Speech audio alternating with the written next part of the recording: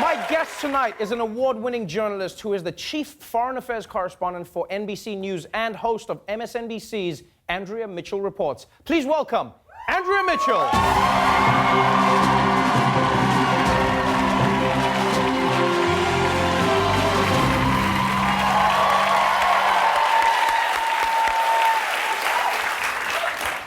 Welcome to the show. It's great to be here. Wow. Congratulations on celebrating 40 years in journalism. Pretty amazing. That is quite a career that you've had, and although you are hosting a show, you're one of the few journalists who's decided to stay on the front lines and ask the questions of presidents. You've covered 7 presidents, so you're one of the few people who I would really want to know the answer to this question, and that is Donald Trump that different from what America has experienced before? Absolutely, very different. I mean, the first president in modern history who has no government or military experience. So there's that. Right, but when but I mean, I feel like him having a lack of knowledge is not something like we're shocked by. I think the question I'm asking is more about from a journalistic point of view. You know, we hear about Donald Trump and the press and this adversarial relationship that you have. But as a journalist who has covered presidents who have had scandals, who have had wars, who have had, issues that have plagued them, is the adversarial relationship with the Trump White House any different to what you've experienced? I think it is different. He is, interestingly, he's more accessible, or has been until recently, more accessible, more moments where he will answer questions on the fly. But fewer press conferences, fewer briefings at the White House, and things are turned upside down. In what way? The reality is completely different. We don't know, first of all, when facts don't seem to matter anymore, which is a problem. Right. Facts in the White House, facts in other agencies. Plus, no one else can really speak for him. The fact that he's on social media, that he is so active on Twitter, and those are official archival records, presidential records. He is making news through social media in a way that no prior president ever did. Right. Which is certainly his option, but that means that his cabinet doesn't know, his intelligence officials don't know what to expect. And you hear things coming out on Twitter, and then he'll change his mind the next day, the contradictions. So it's very, very difficult especially for the White House correspondents, my colleagues who work 24/7, just trying to keep up. And you never know what to expect next. Let me ask you this then. Why bother? No, genuinely, I wonder that sometimes. I go, if you have gotten to a point where everyone acknowledges that there's going to be lies coming out of the White House, that there are no facts, that they're going to spin everything, why bother? Why not at some point just say, we're going to send random people to your briefings, but we're just going to report on you without the information that you give to us? Is there still a need to speak to them directly? Well, he does have nuclear weapons. He is the commander-in-chief. Right. He can start wars, end wars, throw, all kinds of things at NATO. Right. Start arguments with our closest allies in Canada and in Mexico. So he has tremendous power. He is the leader of the free world, and he has to be covered. When you are covering Donald Trump, it's an interesting dynamic because we see all of these stories where Trump and his supporters will say, well, you are the fake news. You are the people who are adversarial. You guys hate Trump. That's the problem here. It's not the fact that he doesn't want to speak to you, it's that you hate him. And so, you see these briefings where we've seen you, for instance, shouting questions out at Donald Trump. Now, this is not new.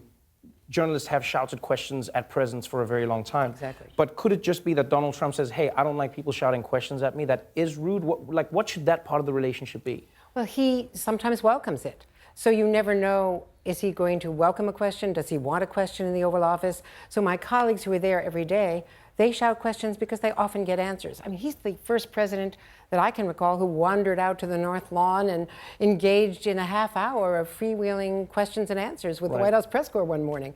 Who knew that was going to happen? He, on Twitter, announced he was firing Rex Tillerson, the Secretary of State, at 8:40 a.m. Eastern Time.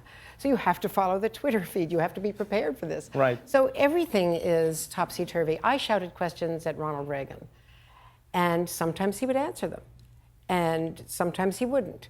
So we would do that, but more often than not, he would have a press conference, and there would be a briefing where we could reliably get information, and that is what is so different.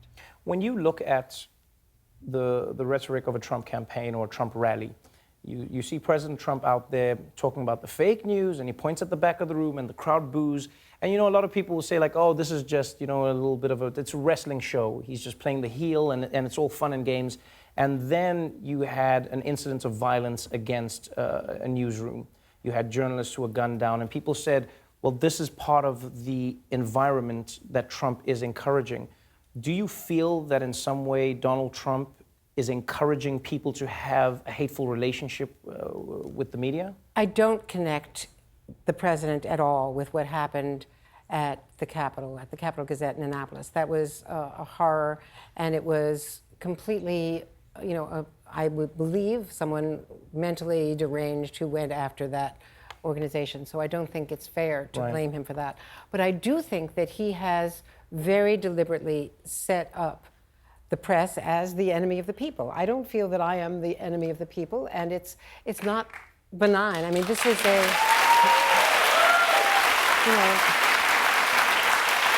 this is something that we first heard from Joseph Stalin. This is very dangerous. It undercuts democracy. And for years and years, I've covered the State Department, where we try to teach and help advocate with new democracies how to train journalists and how we do journalism. Secretaries of State travel all over the world and deliberately, until more recently, deliberately go to Beijing, go to Turkey, go to Moscow, have press conferences, even if the host country will not, to show dictators that this is what the First Amendment means. It's very, very important. It is our value system. And I do think that by talking about fake news is what Russia did to our election. The propaganda that we see from Russia, invading our social media, to say nothing of the hacking, but that's fake news. Propaganda is fake news, not what my colleagues at the White House and covering other beats in Washington do every day, sometimes around the world at great peril to their lives. Well,